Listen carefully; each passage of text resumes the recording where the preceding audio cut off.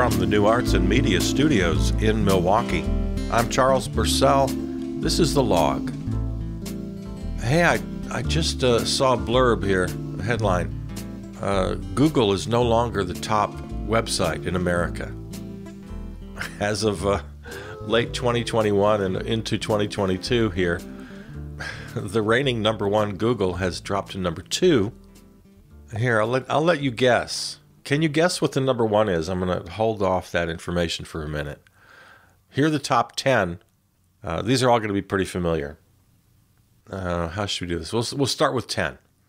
And you think about what you think might be number one. I've already told you Google's number two. All right, the number 10 most popular domain, WhatsApp.com. Okay. I personally don't use WhatsApp. I'll have to check into that. Number 9, Twitter. Number 8, YouTube. I use YouTube. I think it can be pretty handy. Almost anything you want is there. If you just, especially in the studio, if I need to get a quote from a movie or a little clip from a song, or in the kind of work I do, I'll need copyright-free music. It's just a really easy place to find it. Of course, everybody's constantly selling you, but that's every place. If you can hang on for 30 seconds, hit that skip ad button, it feels pretty good. I forget, there was a joke somebody had a while ago. I can't tell it because I don't remember it, but the gist of the thing was how absolutely joyous and blissful it is to hit that skip button. Yeah, we can all relate to that. Hitting that skip button, oh man, what feels better? Okay, so YouTube's number 8, Netflix number 7. Of all the streaming services that might appear on this top 10 list, there's only a couple.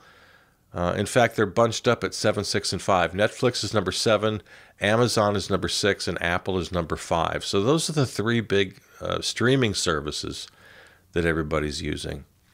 I've told you many times, I'm morally opposed to streaming services. It's just not the way the world ought to work.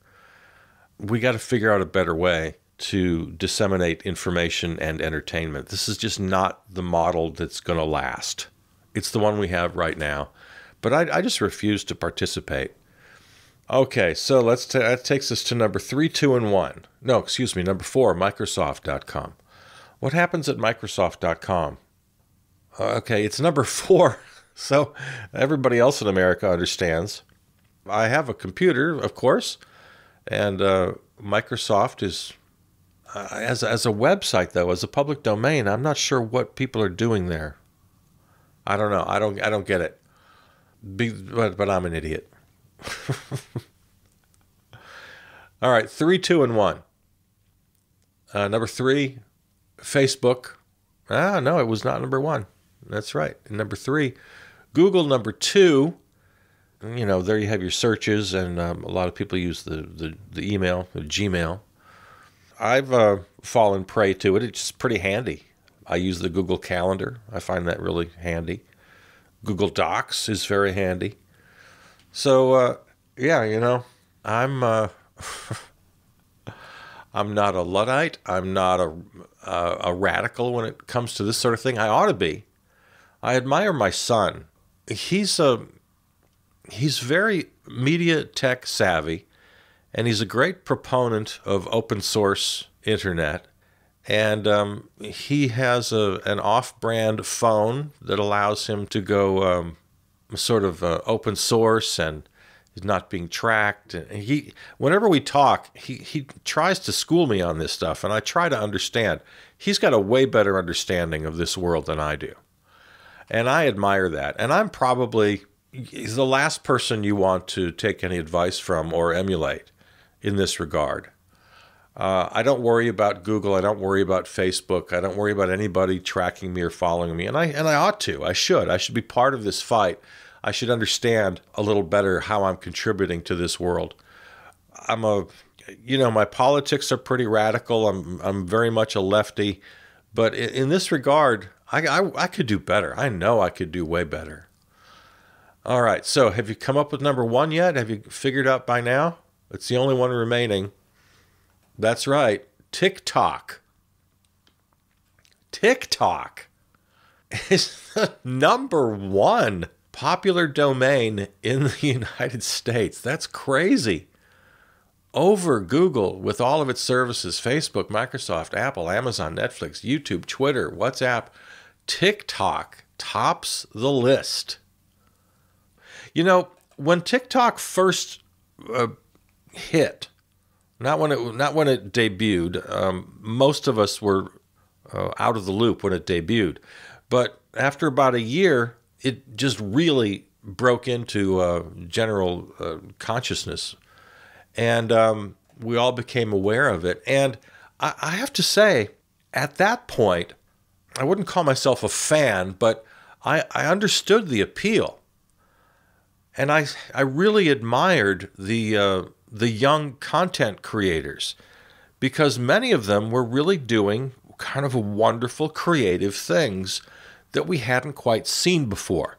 TikTok had this sort of niche that YouTube never found. YouTube is a big sort of general category, whereas TikTok became this very specific, very contemporary, very creative space where young people especially, and not only young people, but a very diverse group of young people, people of color, young black folks, young black women, really creating fascinating media in this short form, and the dances and all of that, and there's a great strain of TikTok that's sort of little video tricks or magic tricks, and then there was actual magic, sort of prestidigitation. Did I pronounce that right?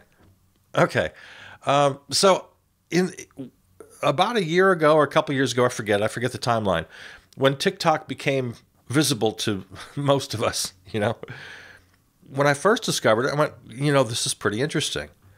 But as with most things, with everything, it was like ruined almost immediately. Because as soon as it did come into consciousness, oh, okay, well, then everybody who wanted to make a buck got in on it. And we talked about it when it happened. Suburban white folks, the Karens of the world, appropriated everything. We did a pretty lengthy segment of several episodes ago about digital blackface. The Karens of the world literally lip-syncing to black music.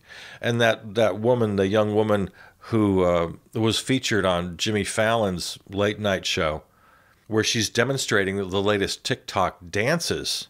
And she's doing this really kind of lame young white girl version of content created by young black women.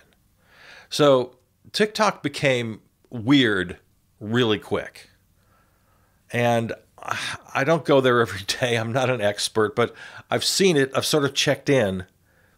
And from what I can gather, it's just a wasteland now. It's a kind of ridiculous parody of what it once was or what it might have been. TikTok was great for about a day. And then it was ruined by money. Money ruins everything. Money, appropriation, and to think that it's the #1 website in America is very sad. And I want to make it clear, not because of what not because of what TikTok was. At its inception, it was a really wonderful free thing. So I'm not being an old fart here. Oh, the kids these days. No, that's not why. If TikTok remained sort of the pure, wonderful, Wild West creative thing that it was for a day and a half, I'd be fine with this. I would think, oh, look how kind of creative and innovative we are. Look how young, the nation relies on young people, each new generation making its own mark. I would be a great fan. I'd say this is great news. Look at this, TikTok is #1. But in our current era, things move exponentially fast, right? The curve is practically a vertical line. And TikTok was cool for a minute. And now it's just part of the problem. And it's not only part of the problem, it's right at the top of the list. All right. You're listening to The Log. I'm Charles Purcell. Hey, we got to talk a little bit about Don't Look Up. As I just said, I don't subscribe to any streaming services. I don't have Netflix.com, so there are a lot of things I miss. So if I have to critique something, it's I'm critiquing based on information that I don't have, based on things I've read about it, things I've heard about it. So, take that as you will. I hope I'm not taking too much for granted here. You know about Don't Look Up, right? It's a new movie. It's on Netflix. That's why I haven't seen it. And it's about a comet that's hurtling towards space, and the scientists are trying to warn the president and anybody who'll listen about this comet that's going to kill us. And of course, the allegory is, you could take it two ways or both ways: climate crisis and or the pandemic. Science trying to save us, and too many of us not listening, and too many of us wanting to literally profit. There's an aspect of the film where there's profits to be gained through this comet coming. I'm not exactly sure how that works. So it's this great sort of metaphor allegory about our current condition. But I did want to point out just one or two things. What I have read about Don't Look Up tells me I don't really need to see it. I can't speak for everybody. I'll just speak for myself. I've reached a certain point in my life where I've just seen most things. I'm an older guy. I've seen a lot of movies in my life, And my initial reaction when I read about something new, especially when it comes to films, let's keep it on movies for the moment. What my initial thought often is, yeah, okay, I get it. I read several reviews, I read comment threads, I get a gist of what this film is about, and I go, okay, I know exactly what this is, and I don't need to see it. Now, there have been several occasions as I've gone through this learning curve, as I've gotten older, as each year passes, I've learned, because then I'll in the old days, meaning, 10 years ago, I would go and see the film that I was sure I already knew how I felt about it. Like, oh, I'm going to love this. Went to see it. Yeah, I loved it. It's like, nah, I'm going to hate this. Go to see it. I hate it.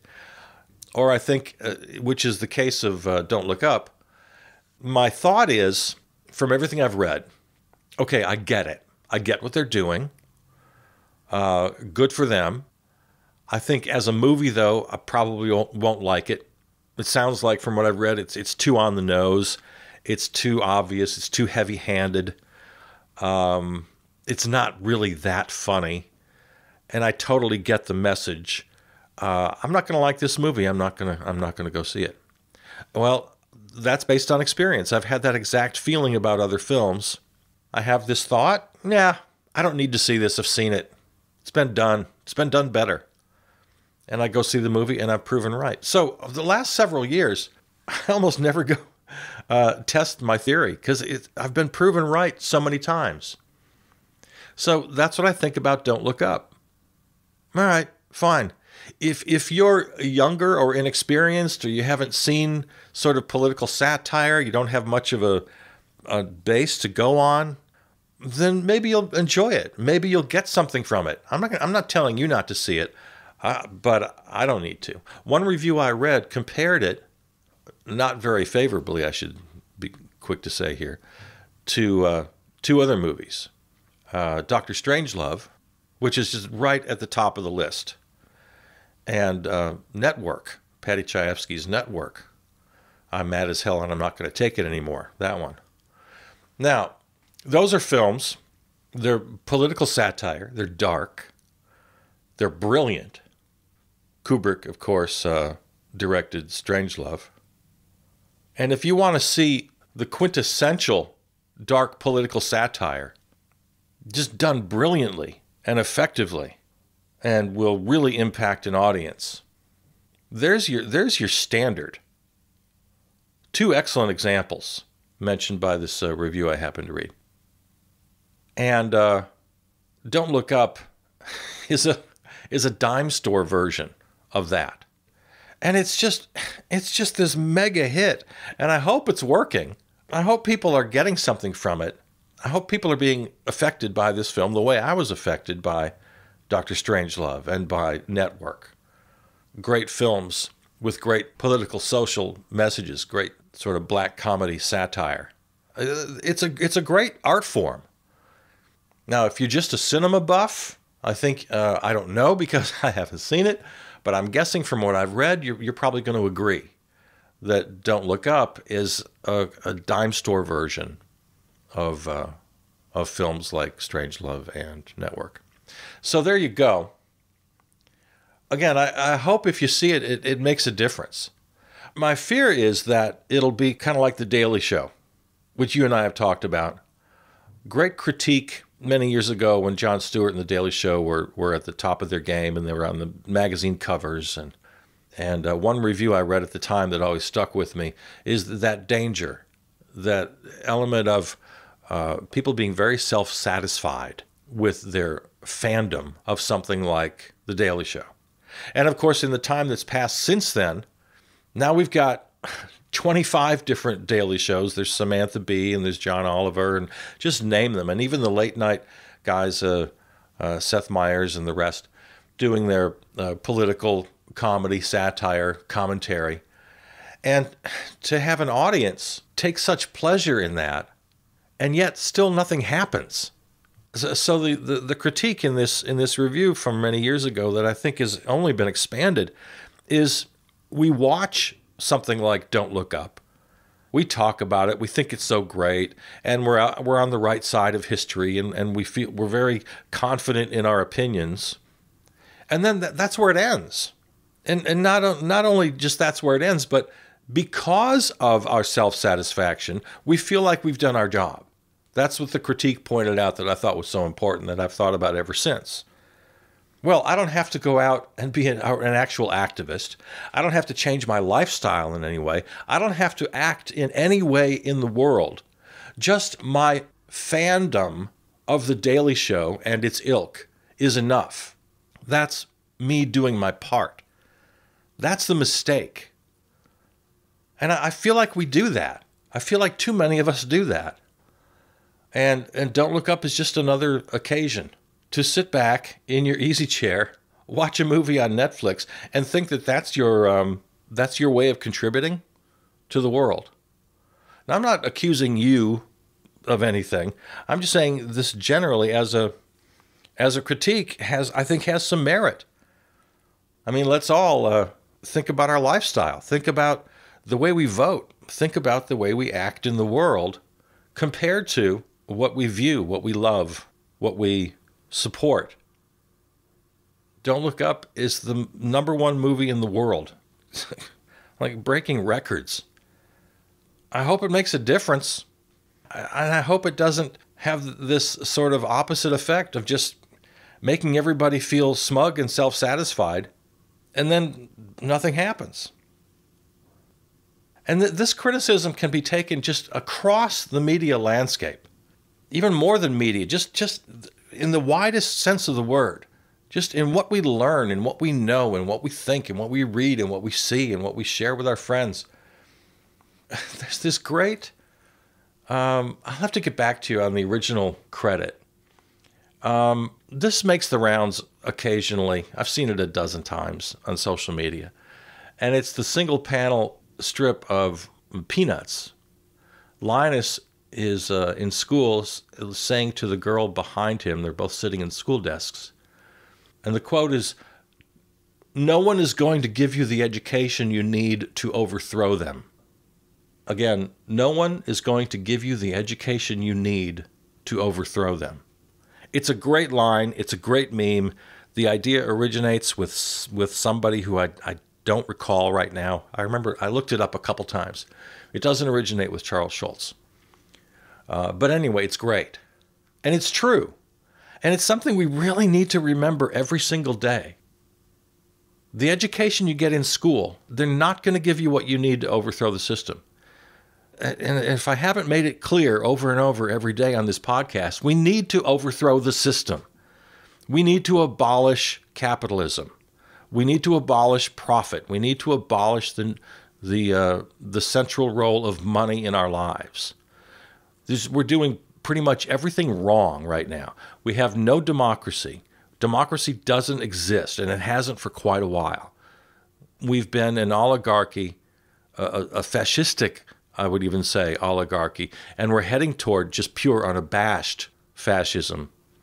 But we haven't been a democracy for a long time. So the point is, nothing you see, read, or hear, except for the last 30 seconds of my little rant, you're never going to hear this. It just simply is not allowed. In the newspaper you read, any corporate entity, and this comes to mind because of this critique about Don't Look Up and about Jon Stewart and now the current iteration of The Daily Show with Trevor Noah and any other sort of subversive Samantha Bee or you tell me, is there anybody out there? Because I haven't seen it, and I look for it. There's nobody out there who's talking about abolishing money, about overthrowing capitalism. It's not way on the fringes. It's out there, but you got to go find it. You got to search for it, and it is always in the non-corporate world. I mean, the closest we have is Democracy Now!, which airs on my community radio station, WXRW, and I hope it airs it does air where you are, and it's everywhere online. And you will hear voices on Democracy Now!, non-corporate. Speaking of community radio, WXRW, my community radio station, is just amazing. You will hear voices, anti-capitalist voices, anarchist voices, advocates for prisoners. If you don't have a community radio station in your neighborhood, in your town, in your city, start one. If you do have one, support them, listen to them. Martin, a program manager at WXRW, told me something that really surprised me. There's only a couple of thousand community radio stations. I forget the number. Most community radio stations are music formats. A handful, literally, you can count them on one hand, on two hands. Our talk format. It's rare. It's so rare. Go to, I'll tell you, and I'll give them a big old plug, riverwestradio.com. riverwestradio.com is one of just a handful of talk format community radio stations. Of course, KPFA in Berkeley and Pacifica generally, the Pacifica Network, that's sort of the model, and we're at the forefront. They've been around for many, many years of non-corporate, I would go so far as to say anti-corporate talk radio, culture, politics. That's really it. And then there's some good online and print publications. Oh my God, ProPublica. Do they have their own podcast or radio show?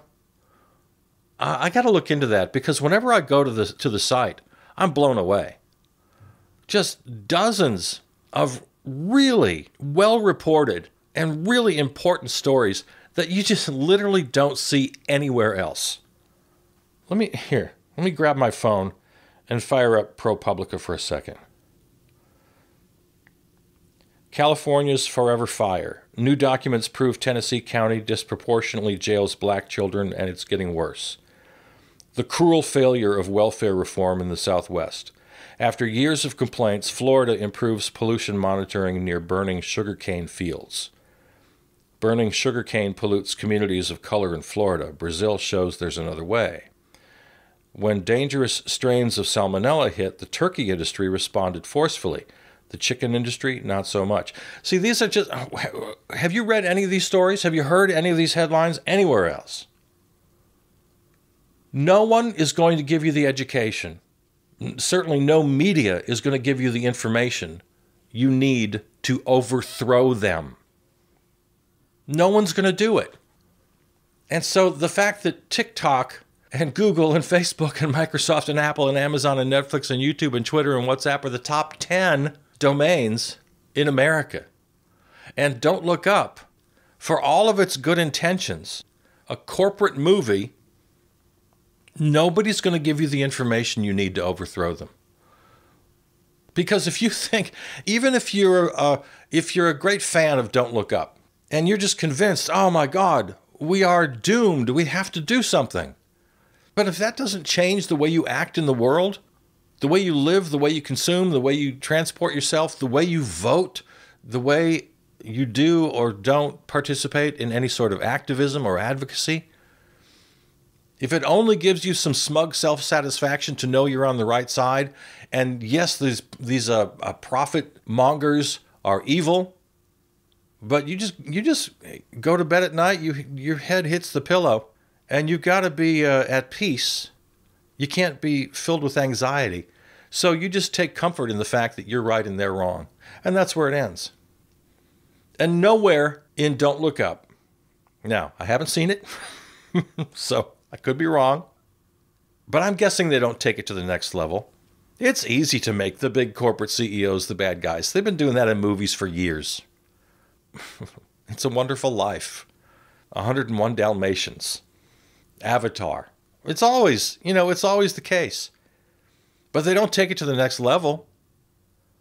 Find me a movie, a TV show, a film, a newscast. Find me any piece of media that takes that to the next level. Okay, they're evil. Here's how we beat them. We have to go to the streets. We have to demand the abolition of money. We have to demand social anarchism. Who's going to take you there? Nobody takes you there. Because no one is going to give you the education you need to overthrow them. No media is going to give you the information you need to overthrow them. And name your favorite. Well, the flavor of the day is Charlemagne the God, who just got a new show on Comedy Central. He came up through the ranks of talk radio, and he was very popular. And then he got the new show a few months ago, and I've checked in. I've watched a couple episodes of that. Charlemagne the God isn't going to give you any information about how to overthrow the powers that be. He just throws rocks at them. We all know they're evil. So Charlemagne the God, you're not telling me anything I don't know. It's pretty easy to throw rocks. But let's actually advocate. And I should point out something here that's just way too painfully obvious.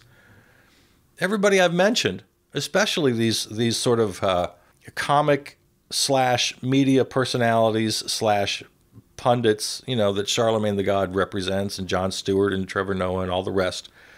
They have their little rants and then they throw it to a commercial. No serious media personality trying to serve you or advocate for actual solutions can, with a straight face, throw it to a commercial. There's your first and really the only red flag you need. All right. Well, I've given you your assignment. Go to non-corporate news and information and entertainment. And to end this on a positive note, there really are great sources. I've mentioned a few. Your community radio station, ProPublica, Democracy Now! There are non-corporate media and entertainment outlets out there. It's not like they're not there. All right, go get them. I love you. I'm Charles Purcell.